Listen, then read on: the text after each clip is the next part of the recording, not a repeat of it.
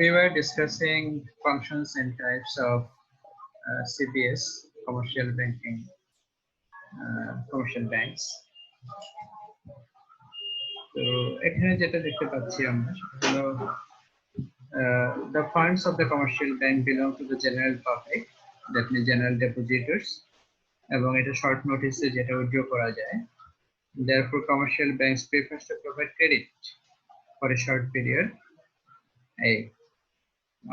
Loans to business, এগুলো আমরা সব বলেছি, and they consider various factors like যখন তারা লোনটা দেয় তখন তারা কিছু ফ্যাক্টর কনসিডার করে লোনটা ইস্যু করে।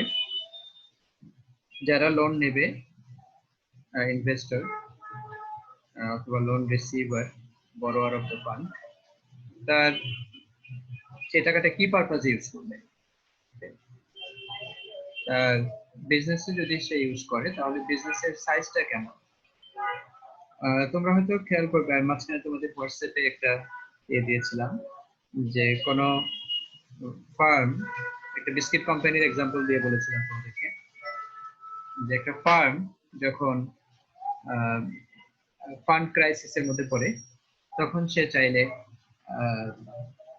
একজন ইন্টারনাল অডিটরের কাছে যেতে পারে। অডিটর তাকে যদি সার্টিফিকেট দেয় যে তার এখন শেয়ার ইস্যু করার মতো আছে, স্ট্যাটাস আছে, এবং তার আসলে ফান্ড দরকার, তার বিজনেসটা খুব ভালো বিজনেস, এই সার্টিফিকেট যদি দেয় তাহলে এই সার্টিফিকেটের ভিত্তিতে সে কি করতে পারে, তোমার শেয়ার মার্কেটে লিস্টিং করাইতে পারে, স্টক এক্সচেঞ্জে সে শিডিউল হতে পারে,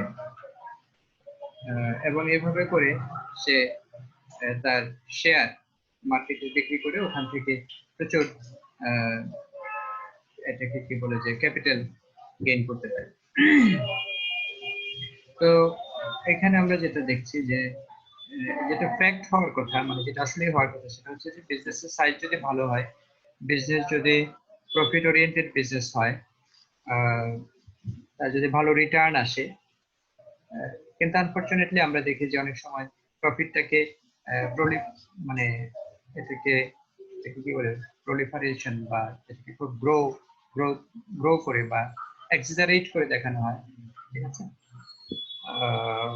সাইজ অফ দ্য বিজনেস এটা দেখে, তারপরে ফাইন্যান্সিয়াল স্ট্যাটাস এবং প্রফিটেবিলিটি অফ দ্য বিজনেস, এগুলো দেখে লোনটা ইস্যু করা হয়, এবং সেটা আবার রিপে করতে পারবে কিনা, ঠিক আছে, তার ক্যাপাসিটি অফ রিপেমেন্ট এটা কনসিডার করে তারপরে তাকে লোনটা দেওয়া হয়। Commercial banks, there are three types: the public sector banks, private sector banks, and foreign banks. Public sector bank যেটা এখানে আমরা দেখি যে it refer to a type of commercial banks that are nationalized by the government of the country. In public sector banks, the major stake is held by the government. Public sector bank গুলো আমরা বলি এগুলো হচ্ছে state owned bank.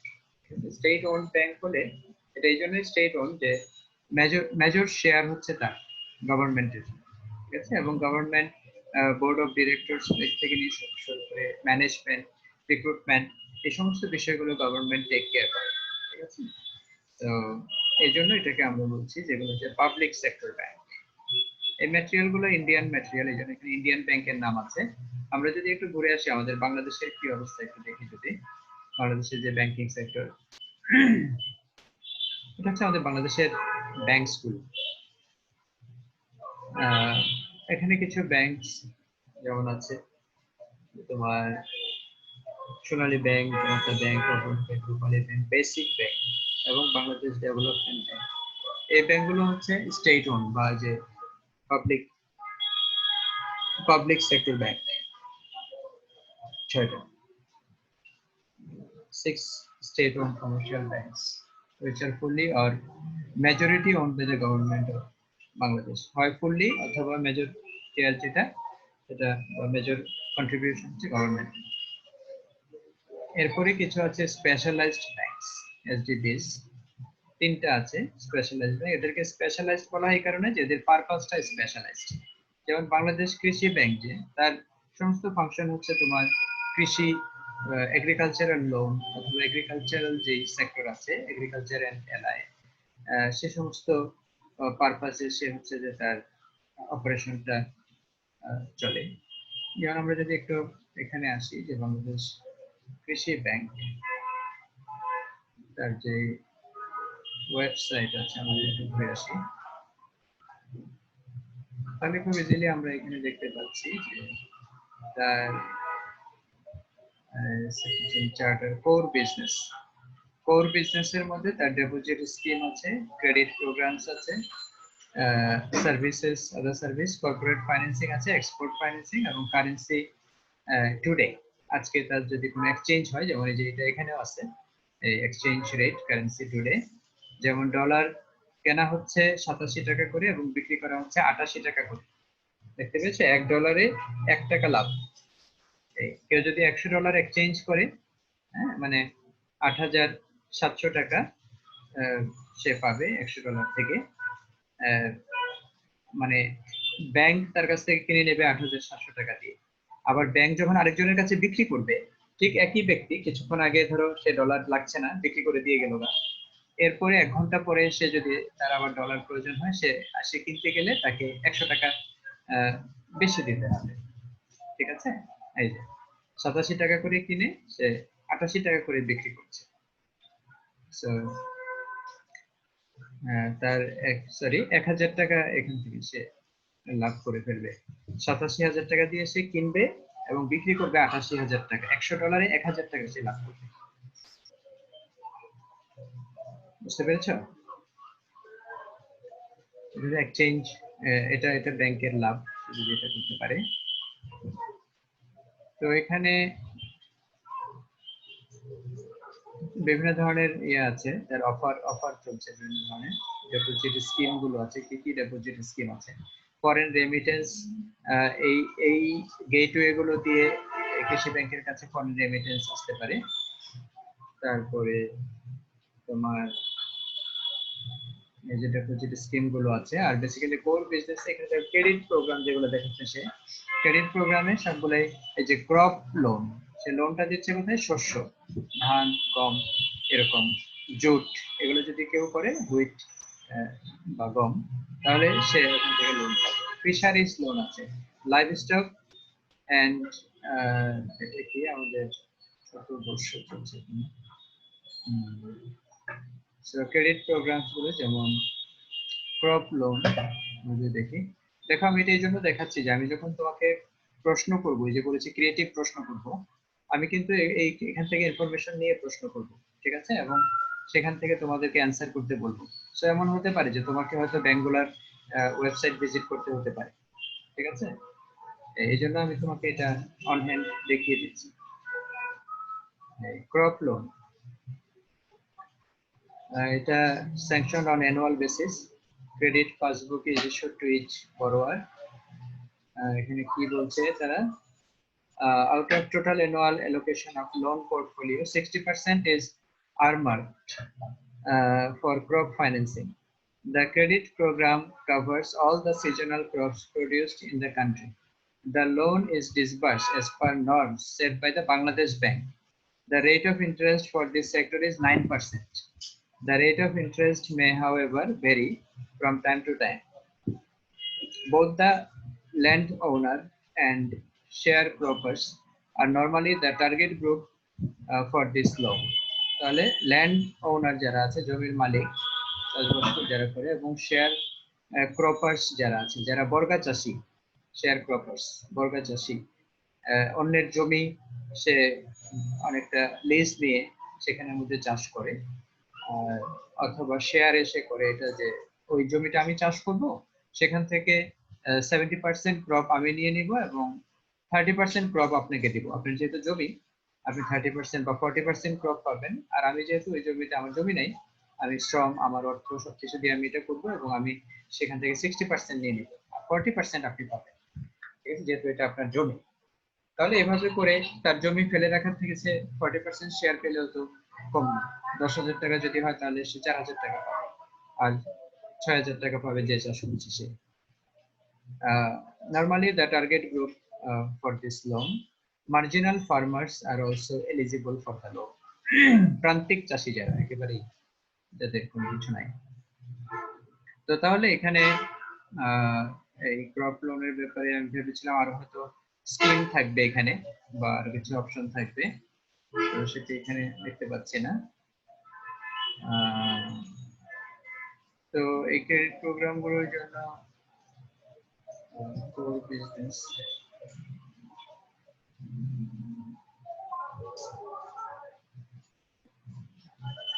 আচ্ছা deposit scheme, credit programs, fisheries loan আছে এখানে আবার আলাদা করে, সেখানে আছে লাইভ স্টক আছে। লাইভ স্টক হলো গবাদি পশু যারা, গরু ছাগল ভেড়া মহিষ এগুলো যারা করে। আর এগুলো হলো ফিশ ফার্ম যারা করে। এখন ফিশ ফার্মে খুব দেখো অনেকগুলো স্কিম আছে এখানে। এই যে হোয়াইট ফিশ যদি হয় তাহলে তার জন্য এক ধরনের স্কিম আছে। শ্রিম্প যদি হয়, shrimp culture, marine brackish water and sweet water culture, এগুলো যদি হয়, গলদা চিংড়ি বাগদা এরকম ফিশ এন্ড শ্রিম্প হ্যাচারি যারা করবে তাদের জন্য এক ধরনের স্কিম আছে তাদের কাছে। তো হাউএভার এটা যেহেতু এই যে বললাম যে স্পেশালাইজড, শুধুমাত্র কৃষির জন্যই তার সমস্ত কিছু, এই জন্য আমরা এটাকে বলছি বাংলাদেশ কৃষি ব্যাংক। এরপরে যেটা রাজশাহী কৃষি উন্নয়ন ব্যাংক, এদের অলমোস্ট একই ধরনের কাজ। আর এটা হচ্ছে প্রবাসী কল্যাণ ব্যাংক। তো প্রবাসী কল্যাণ ব্যাংক এটা কেমন, তো যাই হোক এগুলো কিছু স্পেশাল পারপাজে, এই জন্য এদেরকে আমরা বলছি যেগুলো হচ্ছে স্পেশালাইজড ব্যাংকস। এরপর আছে কিছু প্রাইভেট কমার্শিয়াল ব্যাংকস বা পিসিবিস, এরকম 42 পিসিবিস আছে বাংলাদেশে। 42 PCBs আছে, private commercial banks. They are majorly owned by private entities and classified into two types. এই পিসিবি প্রাইভেট কমার্শিয়াল ব্যাংক দুই ধরনের, একটা হচ্ছে কনভেনশনাল পিসিবি আর একটা হচ্ছে ইসলামিক পিসিবি। ইসলামিক বা শরিয়া, ইসলামী শরিয়া বেসড পিসিবি। তাহলে 34 কনভেনশনাল পিসিবি আছে এখানে, 34 এবি ব্যাংক থেকে। এই যে এবি ব্যাংক, আরব বাংলাদেশ ব্যাংক, এটা কিন্তু অনেকেই ভুল বুঝে থাকে যে আরব বাংলাদেশ ব্যাংক বুঝি শরিয়া বেসড ব্যাংক, বিষয়টা এরকম না। আরব বাংলাদেশ ব্যাংক হচ্ছে একটা নরমাল কনভেনশনাল ব্যাংক, এটা ইসলামিক ব্যাংক নয়। 2007-এর 14 নভেম্বর এটা অ্যাপ্রুভাল পেয়েছে বাংলাদেশ ব্যাংক থেকে। The name change to AB Bank from Arab Bangladesh Bank. আগে এটা আরব বাংলাদেশ ব্যাংক ছিল, পরে এটার ব্র্যান্ডিং এর জন্য সংক্ষিপ্ত করে ফেলা হয়েছে এবি ব্যাংক, এবং এই অ্যাপ্রুভালটা তারা ইয়েতে পেয়েছে। আর এমনিতে ব্যাংকটা হয়েছে 1981 এ, 31 ডিসেম্বর 1981। এরপরে এখানে সিটি ব্যাংক আছে, ব্রাক ব্যাংক, ব্যাংক এশিয়া এগুলো সহ, eastern bank, IFIC bank, Padma bank, eastern, এখানে নতুন বেশ কিছু নতুন ব্যাংক আছে, পদ্মা ব্যাংক, ঠিক আছে। এই তো আমি তোমাদের এগুলো দেখিয়ে দিচ্ছি, এটা তোমরা উইকিপিডিয়াতে একবার একসাথে লিস্টগুলো পেয়ে যাবা, ঠিক আছে। উইকিপিডিয়া অনেক সময় আমরা এটাকে খুব রিলায়েবল বলি না, কিন্তু ইদানিং এটা বেশ তোমার আপ টু ডেট, কিছু কিছু ইনফরমেশনের ক্ষেত্রে সে আপ টু ডেট থাকে। তো সেক্ষেত্রে আমরা দেখছি এখানে যে ইসলামিক শরিয়া বেসড ব্যাংকগুলো যেগুলো বাংলাদেশে আছে, যেমন আল আরাফা ইসলামিক ব্যাংক, এটা Islamic bank. Exim bank Shariah based bank. Export import bank. First security Islamic bank, এটা আছে। ICB Islamic bank, Islamic bank Bangladesh limited, Shahjalal Islamic bank, social Islamic bank, union bank, এগুলো সব ইসলামিক ব্যাংক। এরপরে standard bank limited, Jamuna bank, এগুলোর কথা বলছি। এগুলোতে কিছু শরিয়া বেসড উইং আছে, ঠিক আছে, এটা ফুললি শরিয়া বেসড।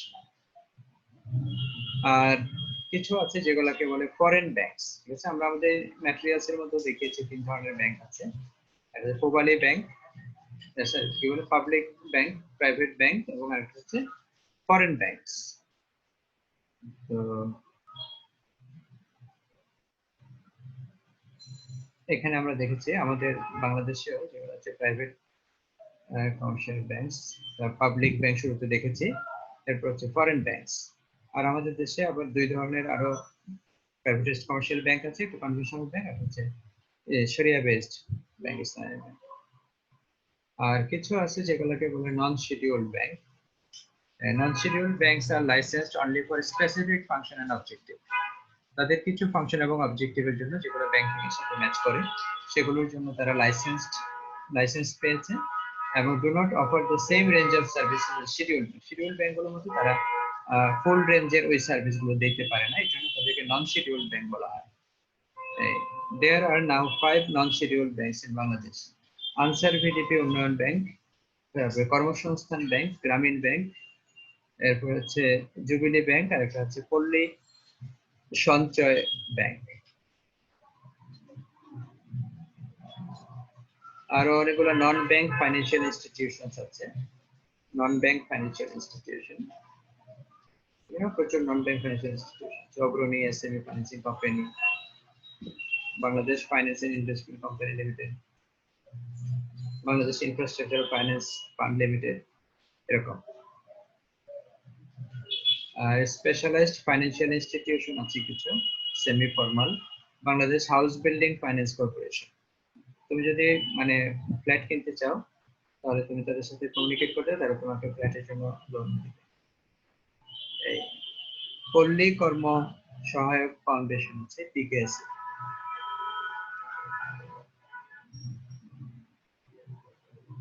যাই হোক, এখানে যে ফরেন ব্যাংকের কথা যেগুলো বলছেন, যে ফরেন ব্যাংকস আছে কিছু, এই ফরেন ব্যাংক যেমন পাকিস্তানি ব্যাংক আছে তিনটা, ব্যাংক আল ফালাহ, হাবিব ব্যাংক, আর একটা হচ্ছে ন্যাশনাল ব্যাংক অফ পাকিস্তান। একটা হচ্ছে আমেরিকান ব্যাংক, সিটি ব্যাংক। বাংলাদেশেও একটা ব্যাংক আছে সিটি ব্যাংক, তবে কনফিউজড হওয়া যাবে না, এই জন্য এই বিষয়টা একটু বলে নিই। সিটি ব্যাংক যেটা, এটা হচ্ছে দেখো CITY, সিটি ব্যাংক, এবং এটা আগে ছিল দি সিটি ব্যাংক, ঠিক আছে? এখনো আছে দি সিটি ব্যাংক, কিন্তু ওরা এটা লিখে হলো এরকম সিটি ব্যাংক, এটা ব্র্যান্ডিং এর জন্য, এবং সবাই এটাকে এখন ওই সিটি ব্যাংক নামেই চেনে, দি সিটি ব্যাংক নামে চেনে না। Bangladeshi private commercial bank operating throughout Bangladesh. It is one of the few banks in Bangladesh with a centralized infrastructure. The present CEO নাম দিয়েছে এখানে। তো CITY, আর আমেরিকান যেটা এটা হচ্ছে CITI, এই যে Citi bank is the consumer division of financial services multinational Citigroup. সিটিগ্রুপের ফাইন্যান্সিয়াল সার্ভিসেস প্রোভাইড করার যে ডিভিশনটা আছে, ওই ডিভিশনটাকে নাম দেওয়া হচ্ছে Citi bank. Citi bank was founded in 1812, 1812 সালের ব্যাংক এটা, হ্যাঁ, as the city bank of New York. তাহলে 1900, 2012, 2012তে কিন্তু 200 বছর পার করেছে সিটি ব্যাংক, ঠিক আছে?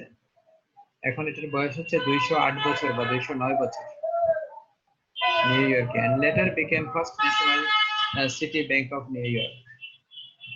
2649টা ব্রাঞ্চেস আছে 19টা কান্ট্রিতে। HSBC আছে, এটা অনেকেই আমরা চিনি, হংকং এর ব্যাংক এটা। আর একটা হচ্ছে ইউকে এর ব্যাংক, স্ট্যান্ডার্ড চার্টার্ড ব্যাংক। আমাদের দেশে ইন্ডিয়ান একটা ব্যাংকও কাজ করে, স্টেট ব্যাংক অফ ইন্ডিয়া এর ব্রাঞ্চ আছে। আর একটা হচ্ছে উরি ব্যাংক, সাউথ কোরিয়ার উরি ব্যাংক। এগুলো কিছু ব্যাংক আছে যেগুলো হয়তো আমরা নামও শুনি না, কিন্তু তারা কিছু স্পেশালাইজড কাজ আছে এগুলো তারা করে। তো তাহলে এটা হচ্ছে আমাদের বাংলাদেশে মূলত ব্যাংকিং সেক্টর। এরপরে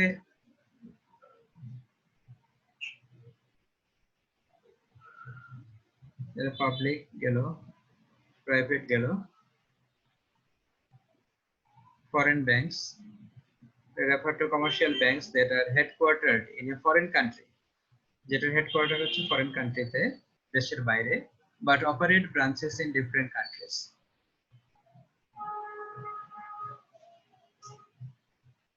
এখানে ইন্ডিয়াতে কি কি ফরেন ব্যাংক আছে সেটার ম্যাটেরিয়াল গুলো আছে, আমি আপডেট করে নিব, আপডেট করে তোমার এখানে আপলোড দিয়ে দিব।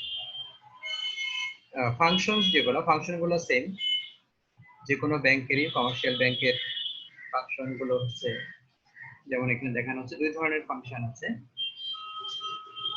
একটা হচ্ছে primary function, secondary function. Primary function গুলো কথা আমরা বলবো, প্রাইমারি ফাংশন, সেকেন্ডারি ফাংশন এবং আদার ফাংশনস। আর এখানে আছে যেটা তোমার প্রাইমারি ফাংশন গুলোর মধ্যে চারটা, accepting deposits, collecting income, paying expenses, একটা হচ্ছে transferring funds। আর বাকি সেকেন্ডারি ফাংশন সহ আমরা এটার মূল যে ওয়েবসাইটটা আছে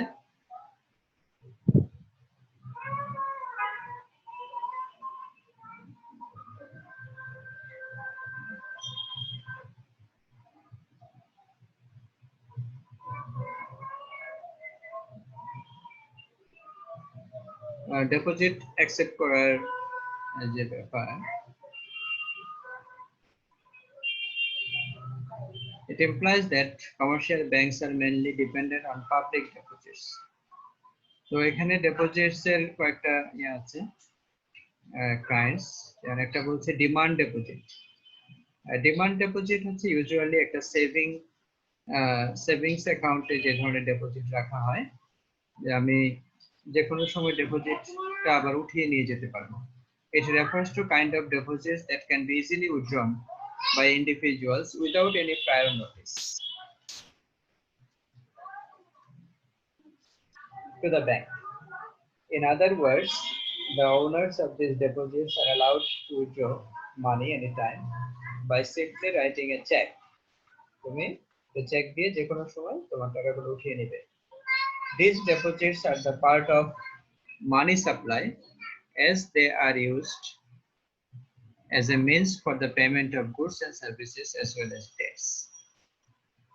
এটা মানি সাপ্লাইয়ের একটা পার্ট, যেহেতু এটা ইউজ হয় কিসে, payment of goods and services and as well as debts, দায় পরিশোধের ক্ষেত্রে। Receiving these deposits is the main function of commercial banks. এখানে টাইপস গুলো দেওয়া আছে, কি কি অ্যাকাউন্টস টাইপ হতে পারে। কারেন্ট ডিপোজিটস হতে পারে, সেভিংস অ্যাকাউন্টস হতে পারে, এবং একটা হচ্ছে ফিক্সড ডিপোজিট অ্যাকাউন্টস হতে পারে। টাইম ডিপোজিটের এখানে যেটা বলছে, যেমন এখানে ফিক্সড ডিপোজিট অ্যাকাউন্ট যেটা, এটা কিন্তু টাইম ডিপোজিট, হ্যাঁ। আর সেভিংস অ্যাকাউন্ট যেটা, সেভিংস বা কারেন্ট অ্যাকাউন্ট, এটা হচ্ছে ডিমান্ড ডিপোজিটস। ডিমান্ড ডিপোজিটস এটার আওতার মধ্যে দুইটা পড়ে, কারেন্ট অ্যাকাউন্টস এবং সেভিংস অ্যাকাউন্ট। আর ফিক্সড ডিপোজিট অ্যাকাউন্ট যেটা, এটা আওতার মধ্যে পড়ে হলো time deposits. Refers to deposits that are for certain period of time. Banks pay higher interest on time deposits. These deposits can be withdrawn only after a specific time period. It's completed by providing a written notice to the bank. যেমন তুমি যদি ইসলামী ব্যাংকে, দেখি এখানে list of banks, ইসলামী ব্যাংকগুলো যেগুলো আছে তার মধ্যে আইবিপিএল যেটা, ইসলামী ব্যাংক বাংলাদেশ লিমিটেড, এটা হচ্ছে প্রমিনেন্ট ব্যাংক। একটা প্রমিনেন্ট ব্যাংক, দেখো এখানে তার প্রোডাক্টস গুলো, banking services, ATM service, internet banking, payment gateway, mobile banking, consumer banking, corporate banking, investment banking, ঠিক আছে। তো এখান থেকে যেমন ধরো আমি তোমাকে যদি প্রশ্ন করি, এতে এই ফাইনাল পরীক্ষা যেটা হতে যাচ্ছে অ্যাসাইনমেন্ট, সেখানে আমি তোমাকে বলতে পারি যে ইসলামী ব্যাংকের উপরে একটা ইয়ে দিয়ে, কিছু ইনফরমেশন দিয়ে তোমাকে বললাম যে তারা কি কি প্রোডাক্ট অফার করে, ইসলামী ব্যাংক কি কি প্রোডাক্ট অফার করে।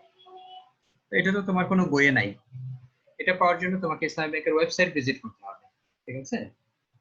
এবং এই উইকিপিডিয়াতে এখানে আসলে তুমি দেখতে পাবা যে ইসলামী ব্যাংক বাংলাদেশ লিমিটেড এই ধরনের এই যে এই প্রোডাক্টগুলোকে তারা ইয়ে করে।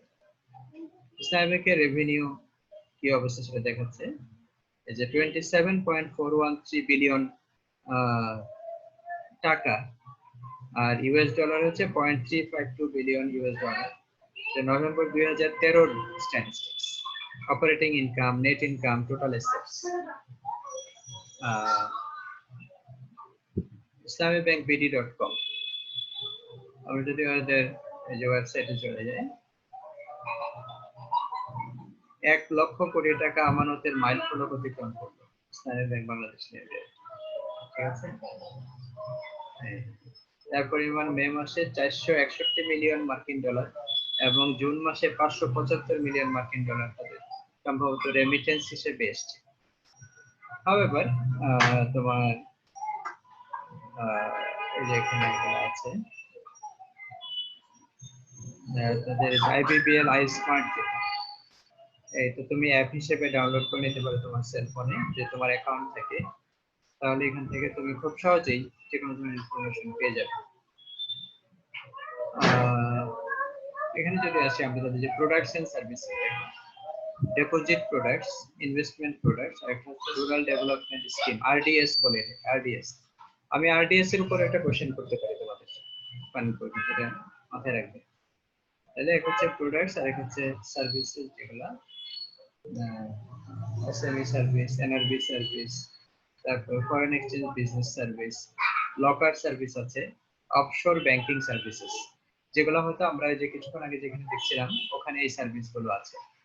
তো এই লকার সার্ভিস এগুলো অক্সিলারি সার্ভিস, সেকেন্ডারি সার্ভিস। আর এমনিতে প্রাইমারি সার্ভিস যেগুলো হচ্ছে ডিপোজিটস এবং লোনিং যেগুলো আছে। তো এই যেগুলো ডিপোজিট প্রোডাক্টস এর মধ্যে, যেমন ধরো এই যে দেখো কতগুলা ডিপোজিট প্রোডাক্টস আছে তাদের।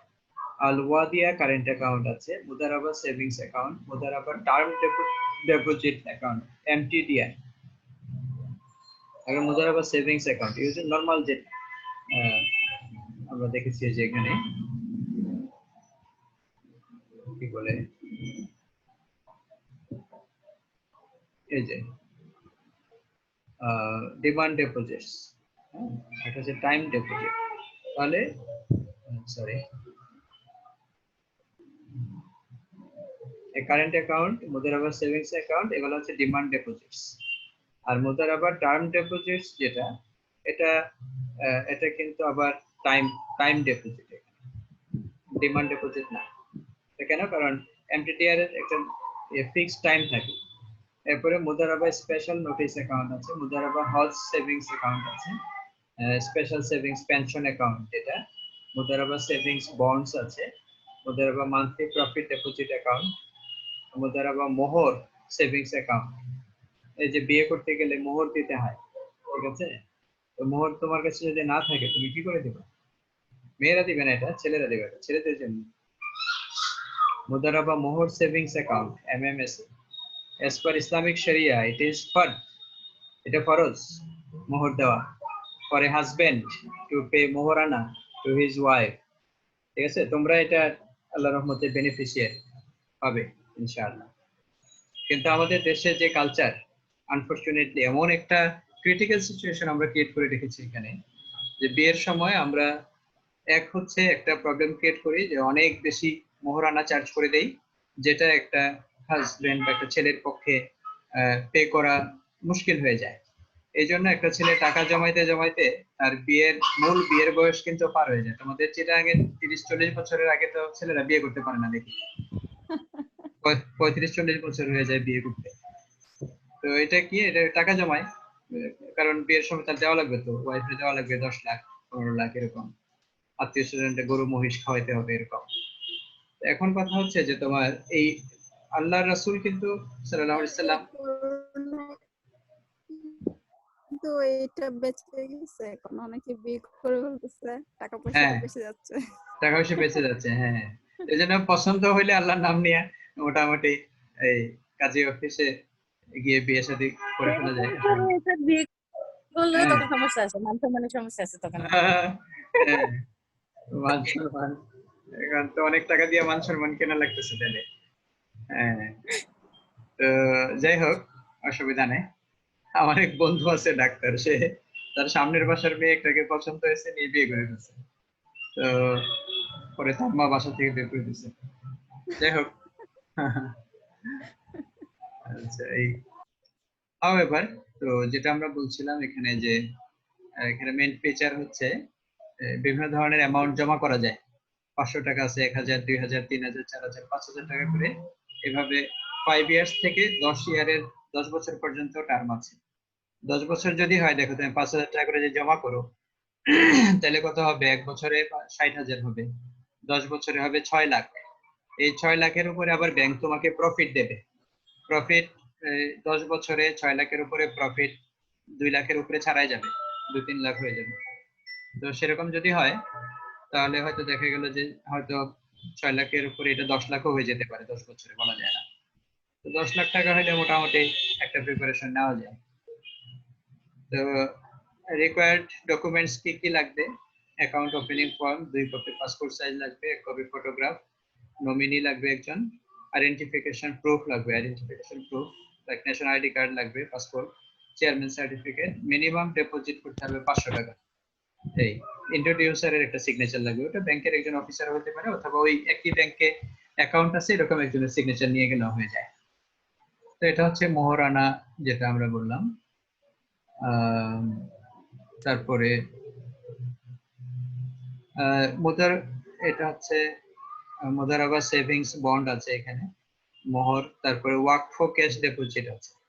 আমি আমার কোন একটা প্রপার্টি ওয়াকফ করে দিতে চাই আল্লাহর নামে, সেটা আমি সেভ করে রাখছি, পরে এটা অনেক বেশি অ্যামাউন্ট হলো আমি দিয়ে দিলাম। তারপরে Mudaraba NRB savings bond, NRB সম্ভবত নন রেসিডেন্সিয়াল বাংলাদেশি যারা আছে ওদের জন্য, এই এমএনএসবি অ্যাকাউন্টস। তারপরে হচ্ছে মুদারাবা ফরেন কারেন্সি ডিপোজিটস আছে। এরপরে তোমার স্টুডেন্ট মুদারাবা সেভিংস অ্যাকাউন্ট আছে, তোমাদের জন্য আছে। মুদারাবা ফার্মার্স সেভিংস অ্যাকাউন্ট আছে।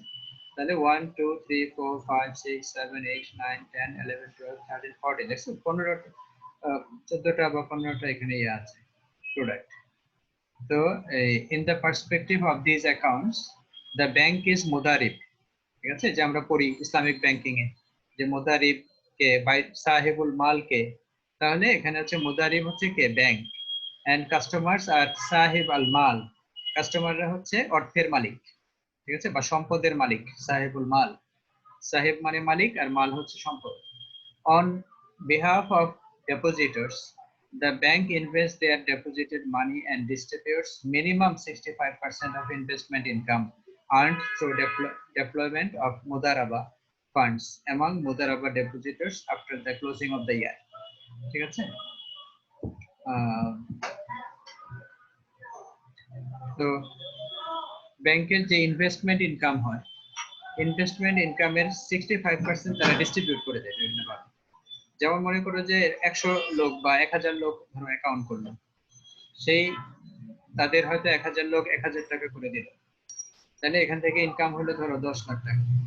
তাহলে এই 10 লাখ টাকার যেই ইনভেস্ট করা হবে সেখান থেকে ধরো 1 লাখ টাকা হয়তো ইয়ে আসলো, রেভিনিউ আসলো, প্রফিট। সেই 1 লাখ টাকার 35% তারা তাদের সার্ভিস চার্জটা, যেটা ওটা এজেন্সি ফি, এরকম বিভিন্ন ধরনের ফি আছে, মেইনটেনেন্স ফি, এগুলো তারা কেটে রাখবে। আর 65% যেটা 65,000 টাকা, ওইটা এই 10 লাখ টাকা যারা যারা দিচ্ছে তাদের সবার মধ্যে বন্টন করে দিবে। বুঝতে পেরেছো? বন্টন করে দিবে। তাহলে এটা হচ্ছে মুদারাবা অ্যাকাউন্টস। আর আল ওয়াদিয়া অ্যাকাউন্টস যেটা আছে, Islamic Bangladesh limited operates Al Wadia current account.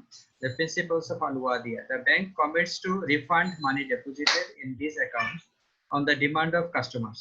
On the other hand, the bank takes permission from the customer that the bank may utilize their money. Customers may operate these accounts as their desires. No profit is disbursed in these accounts and depositors do not bear any loss. তাহলে যেহেতু তুমি ব্যাংকে এখানে টাকা use করার permission দিচ্ছ না, ঠিক আছে, তোমার এটা ব্যাংক ইউটিলাইজ করছে অথবা করছে না, যদি করে তোমার পারমিশন নিয়ে করবে, তো সেই ক্ষেত্রে তুমি এখান থেকে কোনো প্রফিট হবে না, ব্যাংক তোমার সাথে শেয়ার করবে না। ঠিক আছে, no profit is disbursed in this account and depositors do not bear. যেহেতু তোমার এটা ওইভাবে ইনভেস্ট হচ্ছে না এবং তুমি অন ডিমান্ড যে কোনো সময় চাইলে টাকাটা উঠায় নিয়ে যেতে পারো, ঠিক আছে, ব্যাংক এটা রিফান্ড করতে বাধ্য থাকে যে কোনো সময়, তাহলে এখান থেকে তুমি কোনো ইয়ে পাবে না, কোনো বেনিফিট পাবে না এবং তোমার লসও শেয়ার করতে হবে না। ঠিক আছে, কিন্তু মুদারাবা অ্যাকাউন্ট যেটা, এখানে তোমার লস হলে লস শেয়ার করতে হবে, আর প্রফিট হলে প্রফিটের 65% বলেছে তারা শেয়ার করে দিবে। ঠিক আছে, তোমার যে টাকা সেই টাকা থেকে যদি 1000 টাকা প্রফিট হয় তাহলে তুমি 650 টাকা পেয়ে যাবে, আর 350 টাকা ব্যাংক প্রফিটের শেয়ার থেকে নিবে। তাহলে এটা হচ্ছে এই আল ওয়াদিয়া এবং মুদারাবা, যেটা এখানে যতগুলো স্কিম আছে সবগুলাই কোনো না কোনো ভাবে আল ওয়াদিয়ার মধ্যে পড়ছে না মুদারাবার মধ্যে, সেগুলো মুদারাবা, এগুলো এখানে মেনশন করে দেওয়া আছে মুদারাবা। ঠিক আছে, এবং মুদারাবা মানে হচ্ছে তুমি you are reaching in an agreement যে তোমার যে টাকাটা তুমি পারমিশন দিচ্ছ ব্যাংকে, ব্যাংক এটা ইনভেস্ট করবে, ঠিক আছে, এস মুদারিব ইনভেস্ট করবে এটা এজ এন এন্টারপ্রেনার, এবং তোমাকে সেটার ভাগ দেবে, কত পার্সেন্ট ভাগ দিবে সেটাও এখানে বলছে, ঠিক আছে। আর যদি যেহেতু তোমার টাকা, তাহলে লস হলে তোমাকে লস বিয়ার করতে হবে, ঠিক আছে। আর যেহেতু ব্যাংক এখানে ইনভেস্টর হিসেবে থাকছে বা মুদারিব হিসেবে থাকছে, তাহলে ব্যাংক এখানে লস বিয়ার করতে বাধ্য নয়,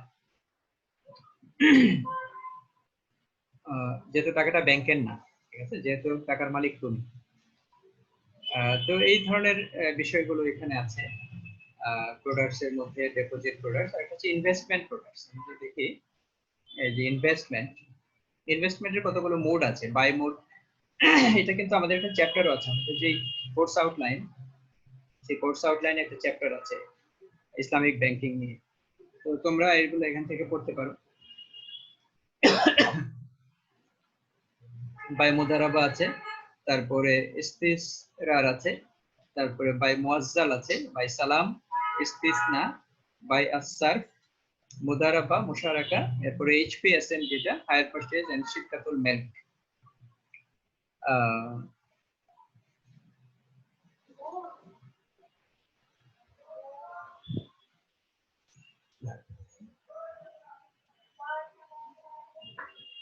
তারপরে হাউসহোল্ড ইনভেস্টমেন্ট স্কিম আছে এখানে, ইনভেস্টমেন্ট স্কিম ফর ডক্টরস আছে, ট্রান্সপোর্ট ইনভেস্টমেন্ট স্কিম আছে, কার ইনভেস্টমেন্ট স্কিম আছে, small business micro industries investment scheme, agricultural implement investment scheme, real estate.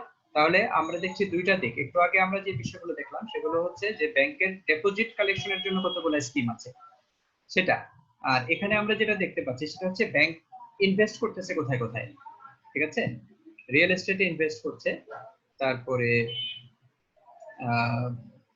Real estate investment বা কমার্শিয়াল এবং ওয়ার্কিং ক্যাপিটালের উপরে আছে, এগ্রিকালচারাল ইনভেস্টমেন্ট অফ আইবিপিএল আছে, আবার এনআরবি যে নন রেসিডেন্ট বাংলাদেশি, যারা বাংলাদেশে থাকার কথা না কিন্তু মানে বাংলাদেশে যারা এক্সপেট্রিয়েট হিসেবে আছে, মানে তারা নন রেসিডেন্ট বাংলাদেশি, বাংলাদেশে থাকে কিন্তু তারা বাংলাদেশে রেসিডেন্ট না, বাংলাদেশের নাগরিক না, অথবা এটা কি বলছে non resident. Women entrepreneurs investment scheme আছে, entrepreneurs investment scheme to extend investment facilities to Bangladeshis and remit foreign currencies through IBBL, to promote SME investment, to encourage the flow of the target group non-resident Bangladeshi citizen resides in abroad। আচ্ছা আচ্ছা, হ্যাঁ, NRB হচ্ছে non resident Bangladeshi, যারা বাংলাদেশি কিন্তু তারা বাংলাদেশে থাকে না, হ্যাঁ সরি একটু রিভার্স এটা হচ্ছে, বাংলাদেশি কিন্তু তারা এক্সপেট্রিয়েট আর কি, মানে অন্য দেশে থাকে, প্রবাসী। আচ্ছা, প্রবাসী ইংলিশ হচ্ছে এক্সপেট্রিয়েট। বাংলাদেশের citizen resides in abroad for long time, remitted foreign currencies to IBBL channel and now in Bangladesh. Family members of the NRB, that is spouse, sons, Prabashir Bou, Prabashir wife, the sons Chele Meye, who is maintaining account with IBBL with the remittance of NRB routed through IBBL. Era হচ্ছে target group, এরা পাবে এখানে ইনভেস্টমেন্টটা। Nature of goods আর item যেটা electrical and electronics, তারা যদি কেউ ফ্রিজ কিনতে চায়, তারপরে অ্যাগ্রো প্রসেসিং এগ্রি বিজনেসে যদি চায়, প্লান্টেশনে যদি চায়, এগ্রিকালচার, টিস্যু কালচার, তারপরে leather products, any other products, এই সমস্ত খাতে তারা চাইলে এখান থেকে নিতে পারে, ইনভেস্টমেন্ট গ্রহণ করতে পারে। মোড অফ ইনভেস্টমেন্ট হবে টার্ম ইনভেস্টমেন্ট, এইচপিএসএম, এটা হবে মোড। ওয়ার্কিং ক্যাপিটাল হবে বাই মুরাবাহা হতে পারে, বাই মুয়াজ্জাল হতে পারে, মুশারাকা হতে পারে। যেমন এই যে বাই মুরাবাহা যেটা, বাই মুয়াজ্জাল, এটা ইলেকট্রিক্যাল এন্ড ইলেকট্রনিক্স যেটা আছে এটা পার্টিকুলারলি হবে এরকম। আর বাকি যেগুলো আছে এগুলো হয়তো এইচপিএসএম হতে পারে অথবা ট্রেড ফাইন্যান্সিং হতে পারে, কোনো কিছু যদি তারা কিনতে চায় অন্য জায়গা থেকে। পিরিয়ড অফ ইনভেস্টমেন্ট হতে পারে যে maximum 10 years, working capital and trade financing minimum হচ্ছে 1 ইয়ার। রেট অফ রিটার্ন হচ্ছে 13%, rate of return shall be 13% or to be determined by the bank from time to time, এটা very করবে, ঠিক আছে, not always fixed. Amount of investment range shall be from 0.05 million, 0.05 million মানে 50,000 টাকা, ঠিক আছে। আর এটা 100 মিলিয়ন পর্যন্ত হতে পারে, লাইক 100 মিলিয়ন হচ্ছে 1 মিলিয়ন হচ্ছে 10 লাখ, ঠিক আছে। তাহলে সেটা 10 কোটি টাকার মতো হতে পারে। সো ব্যাংকস পার্টিসিপেশন কিভাবে হবে? Capital machinery 80%, project building structure 40%, এগুলো পার্সেন্টেজ দেওয়া আছে কিভাবে পাবে। 18 to 16 years, 60 years age of clients, 18 থেকে 60 বছরের বয়সী ক্লায়েন্টরা এটা পাবে। সিকিউরিটি হিসেবে রাখতে হবে তাকে কোলাটেরালস রাখতে হবে। Security may not be insisted up to investment. 50,000 যদি হয়, এই সরি 0.5 মিলিয়ন মানে 5 লাখ, 5 লাখ যদি হয় তাহলে 5 লাখ পর্যন্ত কোনো কোলাটেরালস দরকার নাই। কোলাটেরালস হলো সিকিউরিটি বা কোনো একটা কিছু মর্গেজ, ঠিক আছে। যেমন তোমার জমির দলিল তুমি রেখে গেলা ব্যাংকে, এটা হচ্ছে কোলাটেরালস, ঠিক আছে। অথবা তোমার কোনো একটা মেশিনারিজ রেখে দিলা, অথবা তুমি তোমার এসএসসি ইন্টারমিডিয়েট সার্টিফিকেট রেখে দিলা, এরকম। তারপরে হচ্ছে একটা হচ্ছে in case of investment exceeding এত, এটা থেকে যদি বেশি হয়, 5 লাখের বেশি যদি হয়, 0.5 মিলিয়ন মানে 5 lakh, collateral security shall have to be obtained। আগেরটার ক্ষেত্রে দরকার নেই, 5 লাখের নিচে হলে, 5 লাখের উপরে হলে collaterals লাগবে as per the bank's usual norms and policies। কিভাবে অ্যাপ্লাই করতে হবে সেটা এখানে বলে দেওয়া আছে, ব্রাঞ্চে গেলে ব্রাঞ্চ বলে দিবে। তো তাহলে এটা হচ্ছে নন রেসিডেন্সিয়াল, যারা নন রেসিডেন্ট বাংলাদেশে আছে এনআরবি তাদের জন্য। এরপরে তাদের ডিপোজিট ইনভেস্টমেন্ট প্রোডাক্ট দেখলাম, আর একটা আছে আরডিএস, যেটা রুরাল ডেভেলপমেন্ট। এটা এই সাইটটা খুব বেশি মনে হচ্ছে না, এখানে তাদের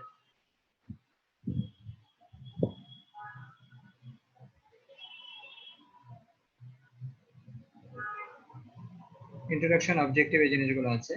পারপাস, টার্গেট গ্রুপ কারা, রেট অফ রিটার্ন কেমন আসবে।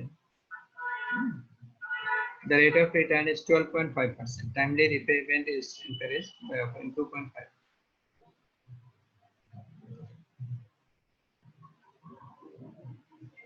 Target group কারা পাবে এটা?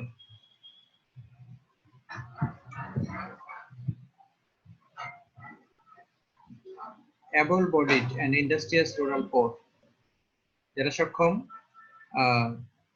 রুরাল পোর যারা আছে, যারা ইন্ডাস্ট্রিয়াস পরিশ্রমী, having age between 18 to 50 years and the permanent resident of the project area। যে এলাকার জন্য সে নেবে এটা, সেই এলাকার সে পার্মানেন্ট রেসিডেন্ট হতে হবে। ফার্মার্স হ্যাভিং কাল্টিভেবল ল্যান্ড, তার কাল্টিভেবল ল্যান্ড থাকতে হবে ম্যাক্সিমাম 0.5 একর্স, ঠিক আছে। এন্ড দ্য শেয়ার ক্রপার্স, শেয়ার ক্রপার্স হতে পারে, বর্গা চাষী হতে পারে। Persons engaged in very small of farm activities in the rural areas, destitute women and distressed people. The persons having liabilities with other banks institutions are not eligible for investment under the scheme। অন্য ব্যাংকের কাছে তার liability আছে, এরকম যদি হয় অন্য bank থেকে লোন নিয়েছে, তাহলে সেটার জন্য ইয়ে হবে না, এলিজিবল হবে না। সেভিং প্ল্যান, টার্গেট এরিয়া, এগুলো সবকিছু দেওয়া আছে, কোন কোন এরিয়াতে এটা দেওয়া হবে। তো হাউএভার যেটা হচ্ছে ডকুমেন্টেশন কি কি লাগবে ওটা দেওয়া আছে। আরডিএস এর পারফরম্যান্স কি, এখানে আছে আরডিএস এর পারফরম্যান্স। আমি তোমাদের একটা প্রশ্ন এরকম করতে পারি যে আরডিএস কি সাকসেসফুল কিনা, ঠিক আছে। ইসলামী ব্যাংকের আরডিএস সাকসেসফুল কিনা, তুমি তাহলে এই ম্যাটেরিয়ালটা স্টাডি করে তোমাকে বলতে হবে যে ইসলামী ব্যাংকের আরডিএস সাকসেসফুল অথবা সাকসেসফুল না। যদি বলো সাকসেসফুল, তাহলে তোমাকে আর্গুমেন্ট দিতে হবে এই in light of this data and figures. তাহলে মোটামুটি আমরা এগুলো সম্বন্ধে একটু দেখলাম।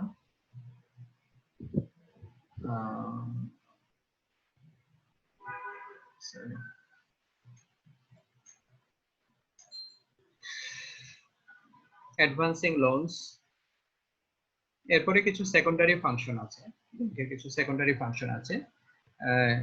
It refers to crucial functions of commercial banks. The secondary function can be classified under 3 heads, namely agency function, general utility function, আর একটা হচ্ছে other functions।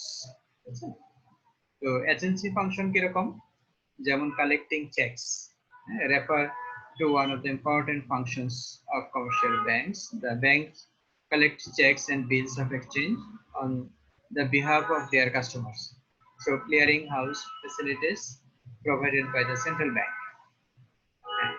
যেমন মনে করো আমি আইআইইউসি তে পড়ালাম, আইআইইউসি আমাকে এ করানোর জন্য একটা চেক দিল, বলল যে ঠিক আছে আপনাকে আমরা পেমেন্টটা চেকে করে দিচ্ছি। তো ব্যাংক যেটা করবে, ইউনিভার্সিটি যেটা করবে সেটা হচ্ছে ইউনিভার্সিটির অ্যাকাউন্ট আছে ওরকম একটা ব্যাংকের একটা চেক আমাকে দিবে। তো ওই চেকটা আমাকে যখন দিবে, এটা একটা ক্রস চেক হতে পারে, একটা ক্যাশ চেকও হতে পারে। ক্যাশ চেক যদি হয় তাহলে আমি ওই অ্যাকাউন্ট যেই ব্যাংক মানে যেই ব্যাংকের এটা চেক, ওই ব্যাংকের যে কোনো ব্রাঞ্চে আমি যদি এটা গিয়ে জমা দিই, তাহলে এখন যেহেতু অনলাইন সিস্টেম ইন্ট্রোডিউস হয়ে গেছে সব জায়গাতে, তাহলে যে কোনো ব্রাঞ্চে আমি যদি এটা নিয়ে দিই তাহলে সেই ব্রাঞ্চ কি করবে, আমার টাকাটা, তবে ওইখানে আমার অ্যাকাউন্ট থাকতে হবে। ঠিক আছে, এটা হলো দুটা বিষয়।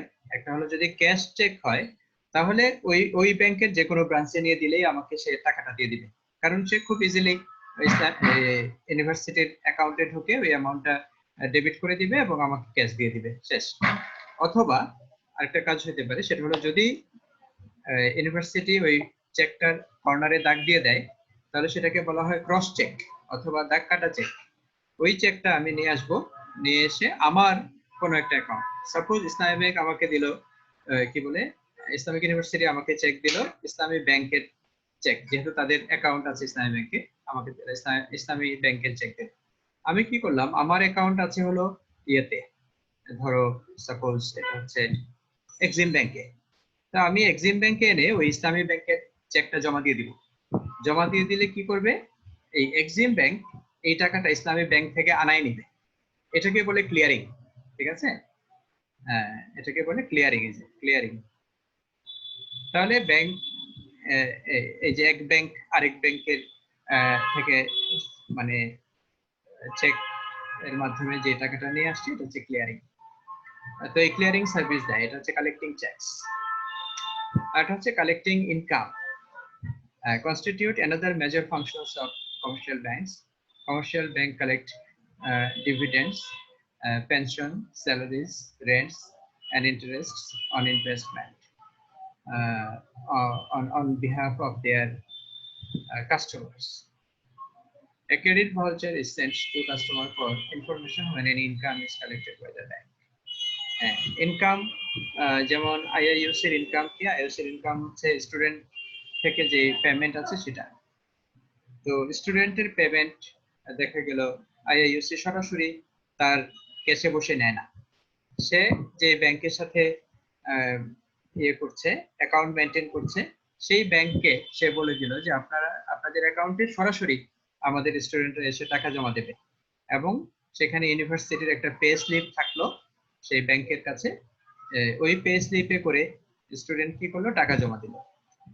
ইউজুয়ালি যেটা আমরা ব্যাংকে টাকা জমা দিতে গেলে কোনো একটা অ্যাকাউন্টে ব্যাংকের একটা স্লিপ ইউজ করি, এখানে ব্যাংকের স্লিপ না, যে ব্যাংকের সাথে আন্ডারস্ট্যান্ডিং ওই ব্যাংকের সাথে ইয়ে করে ইউনিভার্সিটির একটা ইয়ে থাকবে, পে স্লিপ থাকবে, ওই পে স্লিপে করে টাকা জমা দেবে। তাহলে টাকাটা হচ্ছে আইইউসির, কালেকশন করতেছে কিন্তু এক্সিম ব্যাংক অথবা ইসলামী ব্যাংক, তাহলে এটাকে বলে কালেক্টিং ইনকাম। ঠিক আছে, হ্যাঁ তাদের সুবিধা কি, তাদের সুবিধা হলো যে একটা সার্টেন টাইম পর্যন্ত এই টাকাটা তাদের ব্যাংকে ইসলামী কি বলে ইউনিভার্সিটির একটা অ্যাকাউন্টে টাকাটা থেকে গেল। সেক্ষেত্রে হয়তো দেখা গেল যে ইউনিভার্সিটির 10 কোটি টাকা জমা হলো, 10 কোটি টাকা তো আর ইউনিভার্সিটি একদিনে বা 2 দিনে বা 1 মাসে বা 2 মাসে খরচ করে ফেলবে না, হয়তো এটা 3 মাস বা 4 মাসে খরচ করবে। ঠিক আছে, এর মধ্যে হয়তো আবারও আসবে। তো অনেক সময় দেখা গেছে কমনলি হয়তো ব্যাংকের কাছে 3-4 কোটি টাকা থেকে যাচ্ছে এমনিতেই, ওই 3-4 কোটি টাকা ব্যাংক চাইলে কিন্তু ইনভেস্ট করে মাঝখান দিয়ে একটা বেনিফিট করতে পারে। শেয়ার মার্কেট ভালো থাকলে ইউজুয়ালি যেটা করে যে শেয়ার কিনে কিছুদিন পরে আবার শেয়ার বিক্রি করে দিয়ে ওইখান থেকে একটা মানে প্রফিট করে ফেলে, অনেকেই এটা করে, অনেক ব্যাংক অথবা অনেক ইন্ডিভিজুয়াল। ঠিক আছে, শেয়ার বিজনেসে নিজেদেরকে ইনভলভ করে ফেলে, খুব ইনস্ট্যান্টলি প্রফিট করা যায় ওই মার্কেট থেকে, শেয়ার মার্কেট থেকে। আচ্ছা, এটা হলো এটা হলো paying expenses.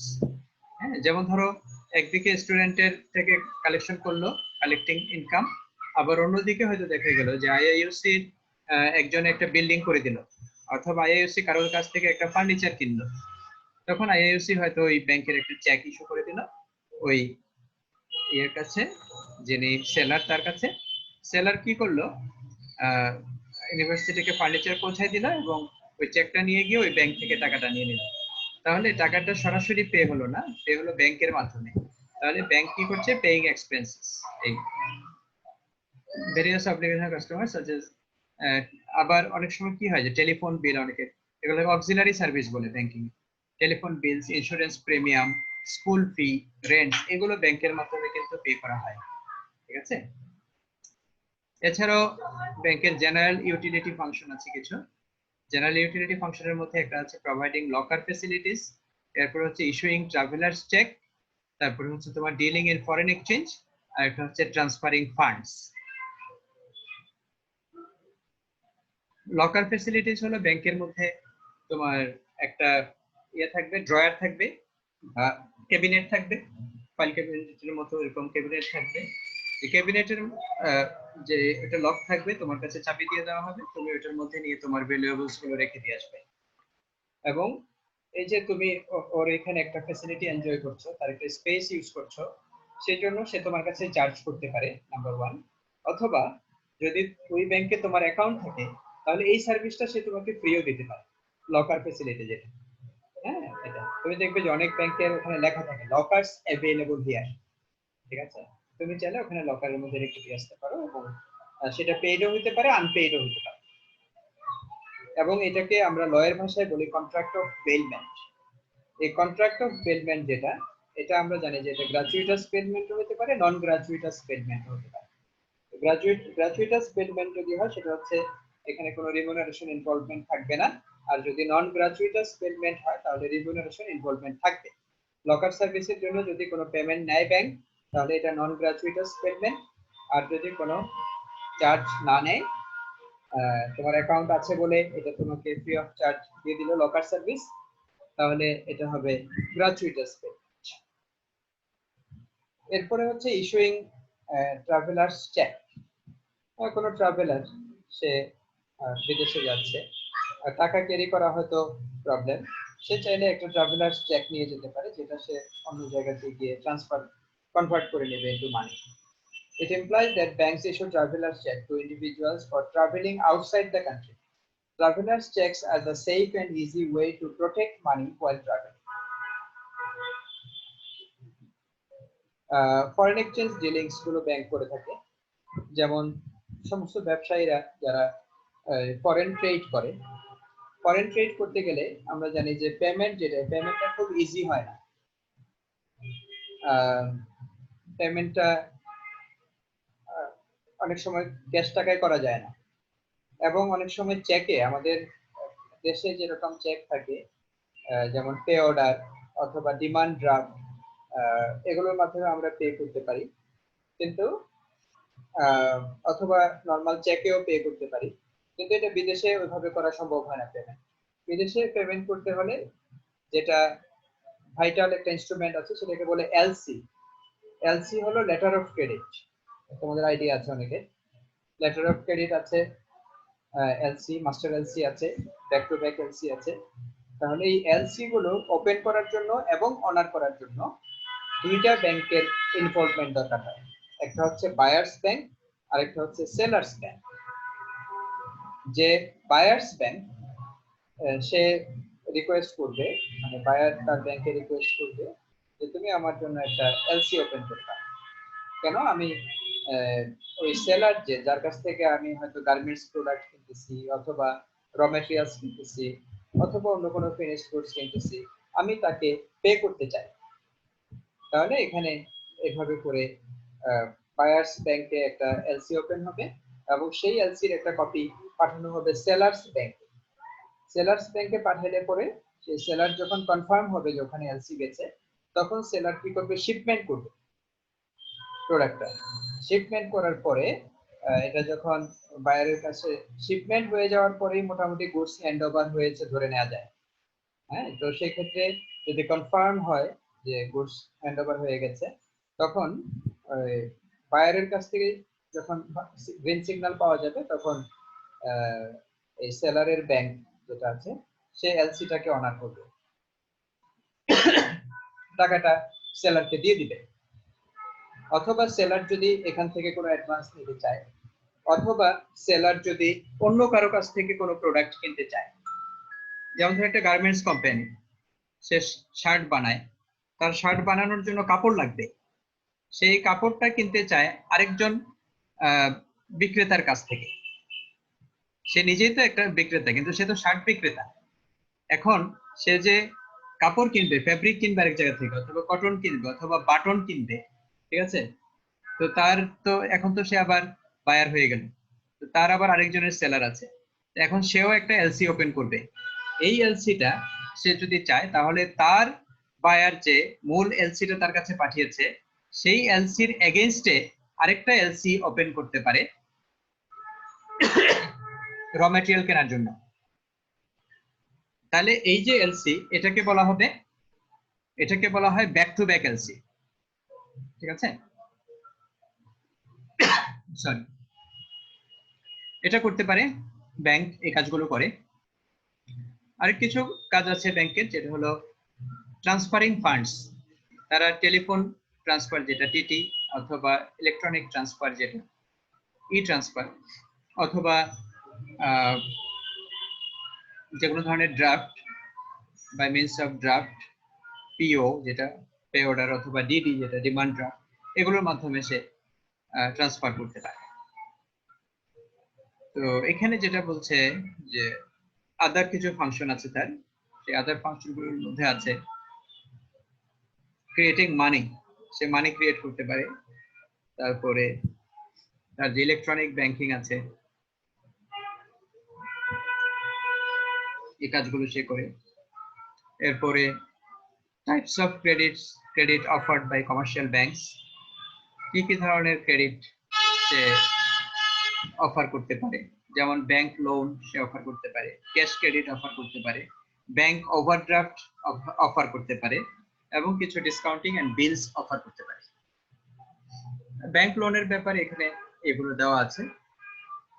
It may be defined as amount of money যেটা একটা ব্যাংক গ্রান্ট করে for fixed rate of interest for a fixed period of time.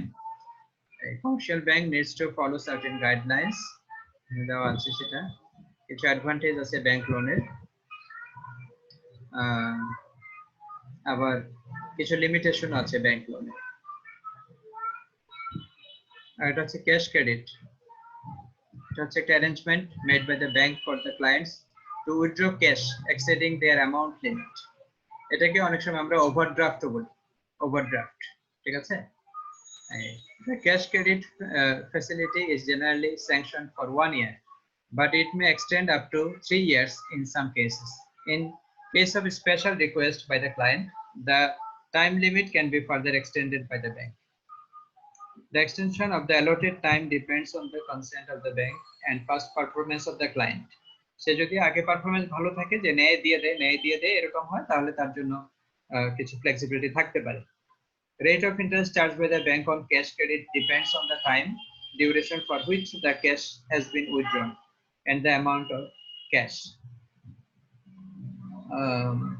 Less time, কিছু অ্যাডভান্টেজ আছে। Involved flexibility helps in fulfilling the current liabilities of the organization. আর কিছুই আছে। Requires more security, imposes very high rate of interest, depends on the consent of bank. এখন দেখতে হবে এখানে যে তোমার যত বেশি দরকার হচ্ছে জিনিসটা, তুমি তত বেশি মানে পে করতে হবে এটার জন্য, ঠিক আছে?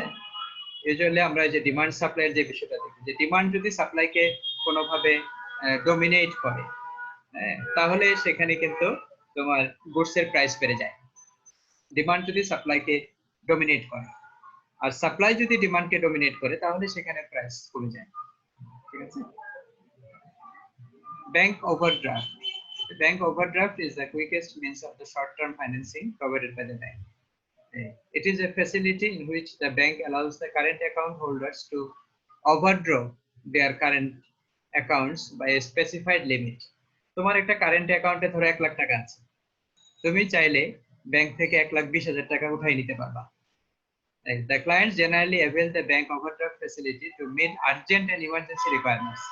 একেবারেই শর্ট টার্ম ফাইন্যান্সিং, যে এক সপ্তাহের জন্য আমার 1,20,000 টাকা লাগতেছে, আপনার এখানে তো আমার 1 লাখ টাকা আছেই, আর 20,000 টাকা বেশি দিয়ে আমাকে টোটাল টাকাটা দেন, ঠিক আছে?